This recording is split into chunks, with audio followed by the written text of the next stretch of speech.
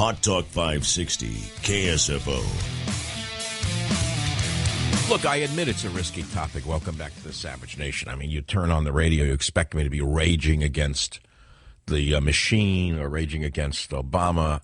How much can you do with that? We know who he is. He hates the country. He hates American values. He hates the American working people. How much can you say about that? You know, I don't have the proper amount of radiation and chemotherapy to stop him. That's the job of the opposition party. That is the job of the opposition party, John Boehner, but unfortunately he's busy in the cloakroom with the ice cubes. So here we are. I mean, I went to the museum. That's what I'm talking about. And I'm looking at the snuff story now because if the royal people use snuff going back to the 1700s, maybe it's good enough for me. I don't smoke. But apparently the British Medical Journal chimed in on snuff in 1981, and they examined nicotine intake by snuff users. Listen to what they concluded. This is interesting.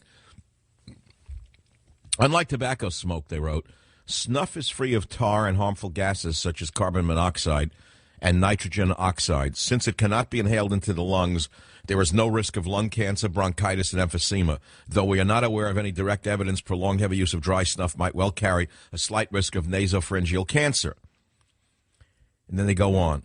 So it's interesting. They say, in other words, you can use snuff to get your nicotine without damaging your lungs, but you increase your chances of nasopharyngeal cancer. The rapid absorption of nicotine from snuff confirms its potential as an acceptable substitute for smoking. Switching from cigarettes to snuff would substantially reduce the risk of lung cancer, bronchitis, emphysema, and possibly coronary heart disease as well, they wrote, at the cost of a slight increase in the risk of cancer of the nasopharynx, or oral cavity. Another advantage of snuff is that it does not contaminate the atmosphere for non-users. It's very popular in Europe, by the way. I don't see snuff in America. Do they use it other than rural areas of the South somewhere? Snuff hasn't made a big comeback, has it? I shouldn't even mention it on the show. I bet you that it becomes a big thing now. People start snuffing now tobacco.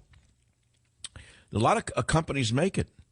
Gebruder Bernard, Germany. Paschal Tabak, Germany. Philip Morris, South Africa. Wilson's, UK. Samuel Gawith, United Kingdom. American Snuff Company. And I didn't know there was a market for snuff. Look what you can learn in a museum. I'm not tempted. I don't like tobacco myself. But a lot of people do. God bless them. They want it. It's a drug like any other. Let them use it. I'm not Bloomberg after oil. I'm not Bloomberg after oil. All right, but really, does anyone listening to the show go to a museum? I know you're not supposed to because you're not a lib. Conservatives are knuckle draggers. You're supposed to, and if you go to a museum, you're supposed to pretend that you have an Obama-Biden bumper sticker button from 2008 on the back of your jacket.